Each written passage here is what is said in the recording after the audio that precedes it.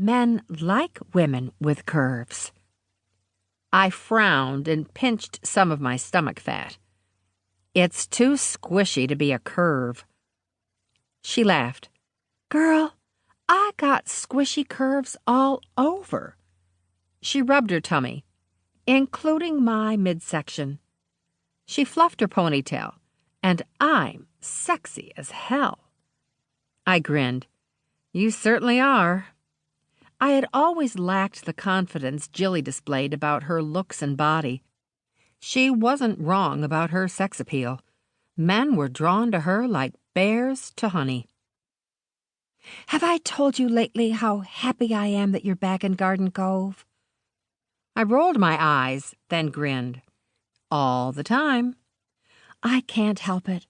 I missed you when you lived in the city. Her sigh held a hint of sadness. Though, I'm sorry for the reason you had to come home.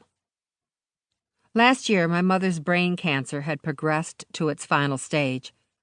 My father had died 10 years ago, and I was an only child. Mom only had me.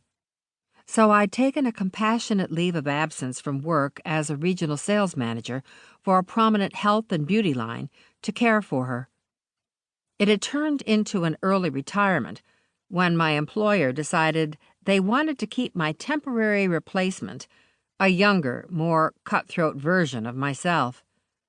Thankfully, they'd offered me a generous severance package if I would go quietly, including covering medical insurance costs until I qualified for Medicare in 14 years. I'd accepted their offer. Spending time with Mom until her final moments had been a blessing. I didn't regret a minute of caring for her. Of course, from the hospice workers, the aides, the nurses, the volunteers who would sit with her while I shopped, and even the chaplain who brought her some spiritual comfort, I hadn't done it alone. My mother had been the rock of our family, a major source of comfort and stability. When she got sick, she minimized the severity of her cancer because she hadn't wanted me to worry. Honestly, I'd believed she'd beat it. I'd never seen Mom not succeed when she put her mind to something. If only I had known how bad it really was, I would have come home sooner. Reconnecting with Jilly had been one of the major bright spots since moving back to Garden Cove. We'd been inseparable during elementary and high school. She'd been the maid of honor at my wedding and had done the pub crawl up in the city with me when my divorce had finalized. I had been 29 at the time. It was hard to believe that 22 years had passed since then. When I was in my teens, I couldn't wait for high school to be over so I could make my own life. Then, in college, I couldn't wait to graduate so I could be married.